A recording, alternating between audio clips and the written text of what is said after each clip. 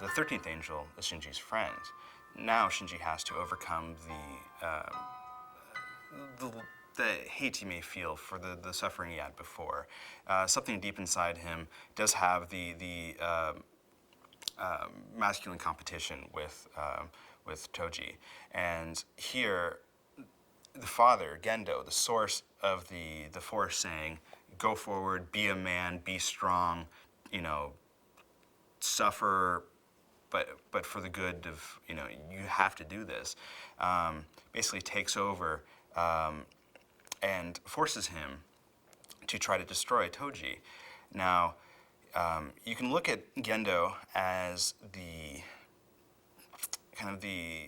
adult form of Shinji as a nihilist, Shinji as somebody who doesn't open up, Shinji is somebody who just hates. When you've got an ongoing relationship, other relationships inevitably have to be reevaluated, to be put in their place.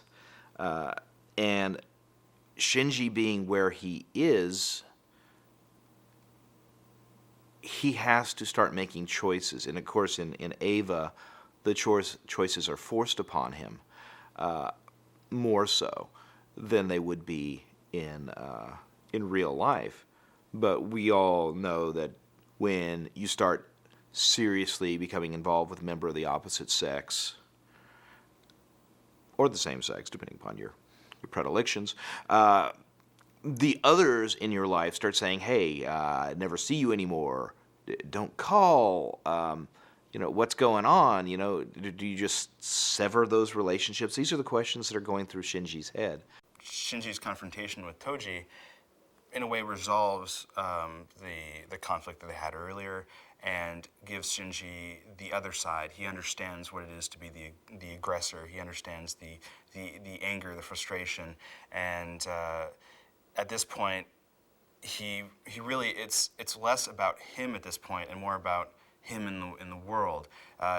Where the earlier angels were kind of teaching, were representations of what he needed to learn to kind of grow up. At this point, that was sort of a baptism in blood. He emerged from this as he was willing to destroy the nerve facility. He had hate, which is honest, and later on, when we have Zerul, we basically see he is unwilling to deal with this power he knows he has. So we have Asuka and Rei basically cast aside, easily disposed of by this powerful angel. And Shinji, once again, is brought back into it because of women in distress. A heartfelt discussion with Kaji helps him out, kind of equates, Kaji would like to do the same thing for Masato if he could, I'm sure. And Shinji realizes that he has the opportunity and he really must.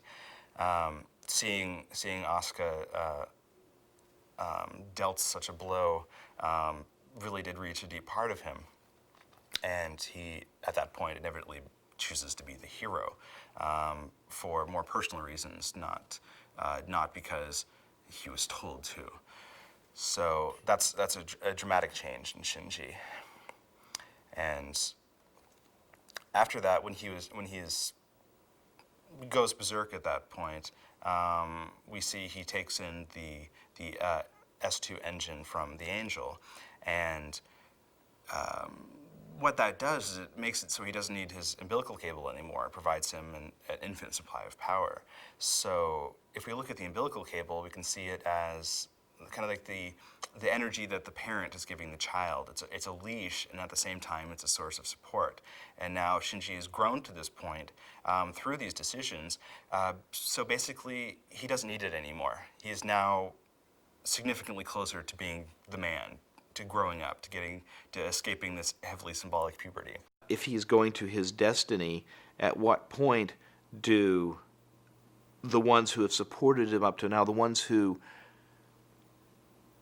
are his friends, but maybe not necessarily a part of his ultimate goal. And of course, here it's driven home that he has to go in a certain direction but abandoning those also has tragic consequences. And that's really at this point where Evangelion starts to take an incredibly dark, dark turn as, once again, Shinji loses his way and has to find himself. The last angel we see manifest is Kwaru, and there's so much to be said about the ambiguity of Kwaru, but we must remember that the angels would have eaten from the tree of life, which would give them infinite life, but not the tree of knowledge, which would give them the knowledge of good and evil. So they don't have sexuality. They don't have concern of nakedness, and this is what's represented in the bath scene in episode 24.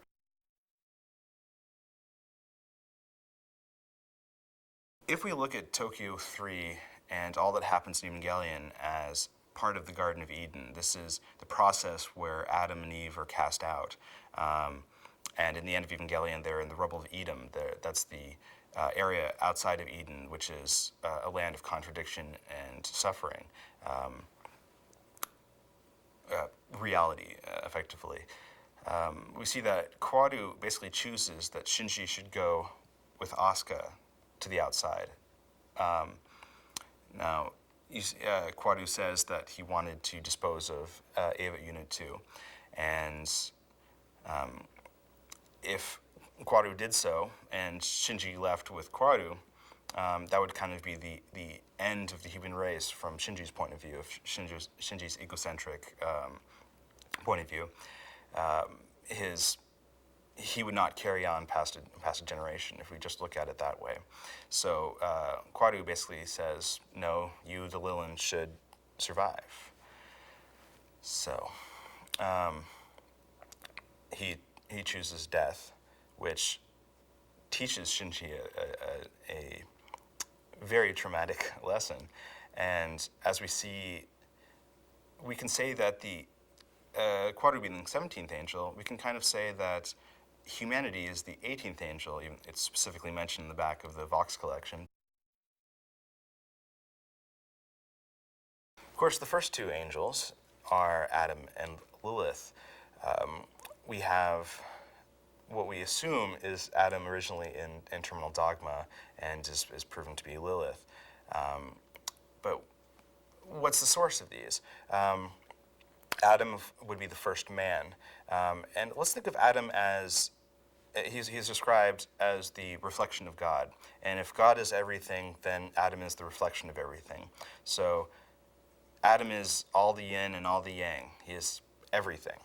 And what is the point of existing if you are everything?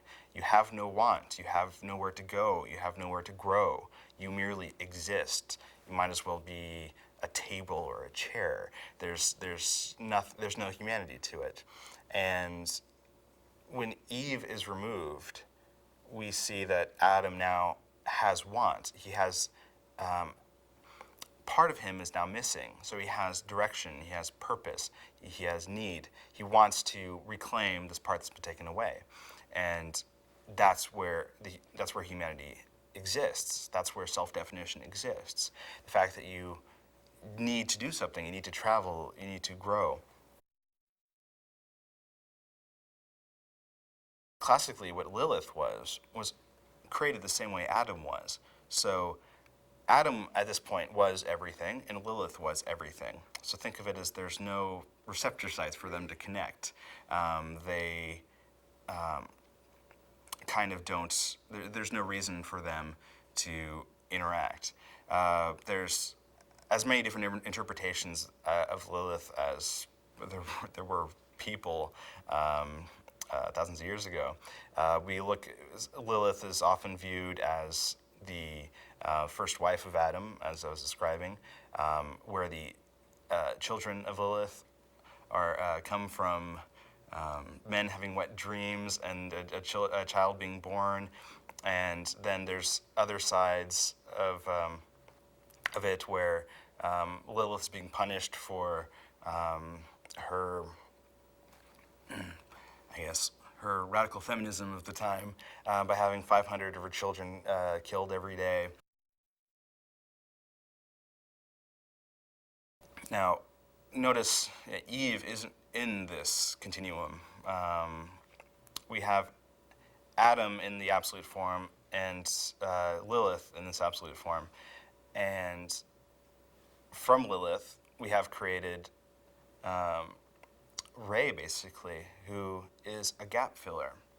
Think of her as she is the piece that's missing from everyone, but she's a false piece, where you have all the people of the show.